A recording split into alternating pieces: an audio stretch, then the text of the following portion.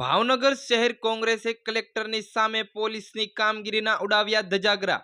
શહેર કોંગ્રેસ પ્રમુખ હિતેશભાઈ વ્યાસે ગાંજો અને કેફી પીણાની સિરપ કલેક્ટરના ટેબલ પર મૂકીને રજૂઆત કરી।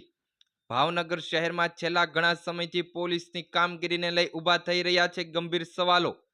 શહેર કોંગ્રેસના પ્રમુખનો દાવો છે કે શહેરમાં વિવિધ વિસ્તારમાં એમડી ડ્રગ્સ, દેશી દારૂ, નશીલા પીણાનું ખુલ્લેઆમ વેચાણ થઈ રહ્યું છે। કોંગ્રેસ કાર્યકર્તાઓ અને પ્રમુખે ધારદાર રજૂઆત કરીને કલેક્ટરને 1 મહિનાનું અલ્ટિમેટ આપ્યું છે।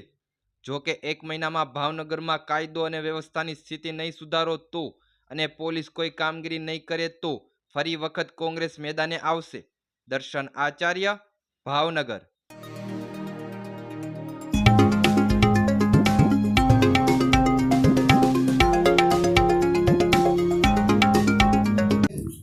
मेडिकल स्टोरों पर, एजेंसीओं पर, फार्मासिस्ट पर कोई कंट्रोल नहीं है। आ साहब छूटती गई जबरू ड्रग है, गांजो है, रेन्डमली साहब चारे बाजू भावनगर में बधा जे विस्तारों है पब्लिकली आ तमे गधेरा फील्डनी बात करिए, गधेरा फील्डनी बे तरफ गांजो होय छे, आधाबा रोड पर होय छे, टेलिफोन थी डिलीवरी थाय।